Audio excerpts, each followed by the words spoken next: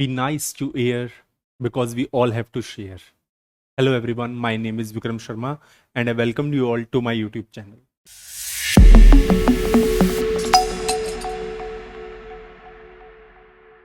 आज का जो हम टॉपिक डिस्कस करने वाले हैं बहुत ही नॉर्मल और एक जेन्युइन सा टॉपिक है। और जितना हम इसको बाहर से देखते हैं उतना ही हम इसके अंदर उतर जाते हैं। जितना हमें इसको समझना चाहिए उतना ही हम इसके अंदर उलझ जाते हैं।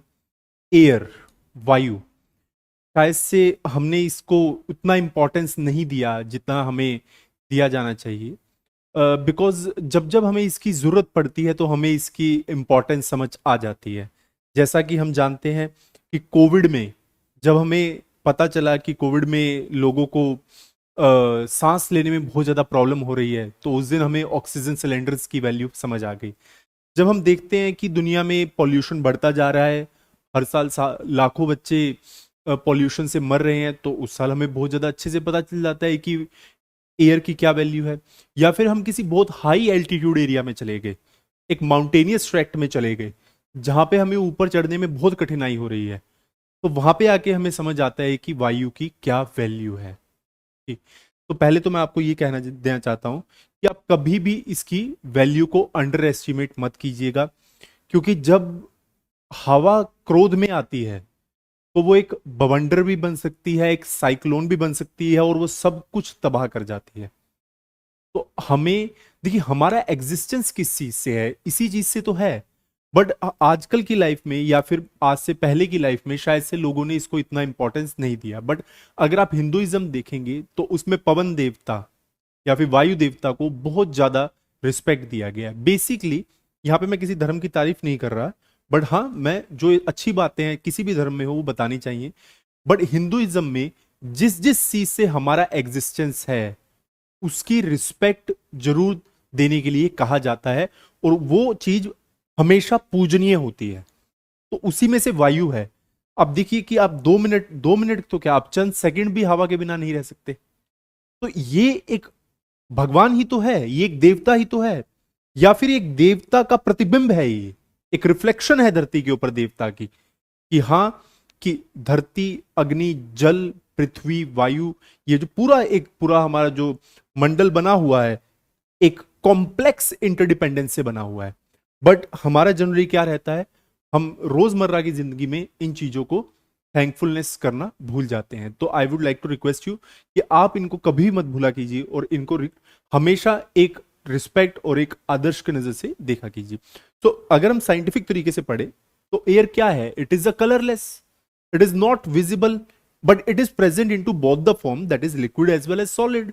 ये आप सब जानते हैं कि इट इज नॉन विजिबल, आप इसको छू नहीं सकते। बट अभी जब मैं वीडियो लेक्चर रिकॉर्ड कर रहा हूं, आप इसको देख रहे हैं, आप जब बैठे हैं, हिल रहे हैं, कुछ भी मूवमेंट कर रहे हैं, तो उस टाइम पीरियड पे आपके अंदर और आपकी बॉडी के बाहर वायु का प्रवाह है, इनहेलेशन और एक्सहेलेशन। तो इतना तो हमें समझना ही चाहिए कि हमारी बॉडी को संचालित करने में ये कितना बड़ा कंपोनेंट है। मतलब इस धरती पे जिसको भी रहना है वो वायु के बिना नहीं रह सकता। ये आज मैं आपको समझाना चाहता हूं।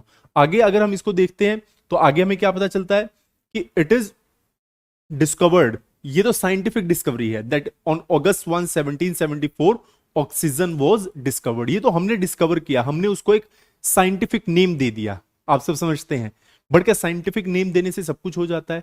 आज जो एयर की कंडीशन है तो वो हम शायद से करना चाहते थे। क्या आज की एयर को इंप्रूव करके सब कुछ आगे की जनरेशन को अच्छा हम दे पाएंगे? शायद ऐसा हमें नहीं लगता, क्योंकि जो एयर कंडीशन है, जो एयर क्वालिटी इंडेक्स है, वो कंटिन्यूअस डाउनवर्ड ट्रेंड कर रहा है। जिस हिसाब से हमने बड़े बड़े उद्योग सेटअप किए, इतना ज्यादा डेवलपमेंट किया, that so called development we call. मैं यहां पे एज ए कोई क्लाइमेट एक्टिविस्ट के व्यू पॉइंट से बात नहीं कर रहा, बट हम आगे वाली जनरेशन को क्या देंगे?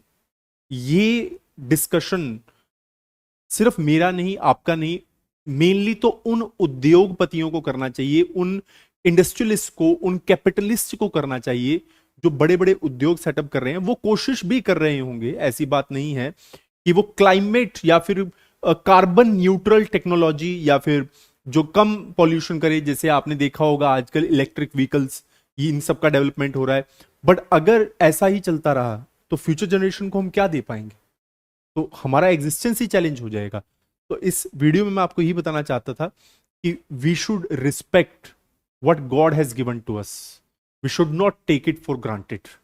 हमें उसे ऐसे नहीं सोचना चाहिए कि हमेशा ये चीज हमारे लिए अवेलेबल है। तो जनरली जो चीज फ्री में अवेलेबल होती है उसके साथ ह्यूमन क्या करता है वो हम सब अच्छे तरीके से जानते ही हैं।